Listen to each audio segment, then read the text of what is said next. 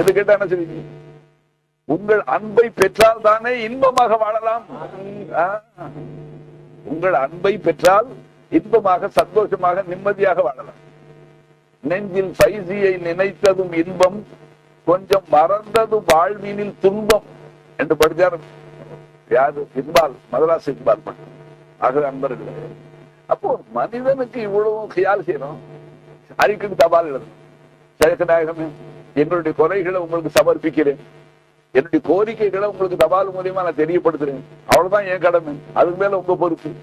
அப்ப நாம் நம்மளுடைய குறைபாடுகளை ஷேக்குக்கு தெரியப்படுத்தினா, ஷேக் அதற்கான நமக்கு என்ன சகாயம் செய்யணும், என்ன துவா செய்யணும், என்னென்ன காரியாதி செய்வாங்கிற ஒரு நம்பிக்கை நமக்கு இருக்கு.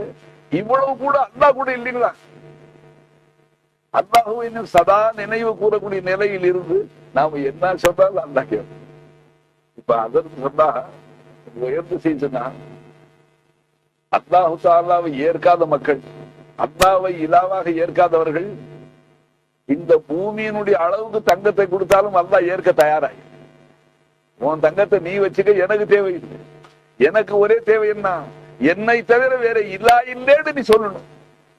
நண்பர்களே, அதற்காகத்தான் படைச்சா, அதற்காகத்தான் எல்லா லக்மார்கள் வந்ததுன்னா அதுக்காகத்தான். ஆகவே இன்று வெள்ளி இரவு இல்லைங்களா, நாம திக்ரு செய்வதற்காக வந்து கூடியிருக்கோம்.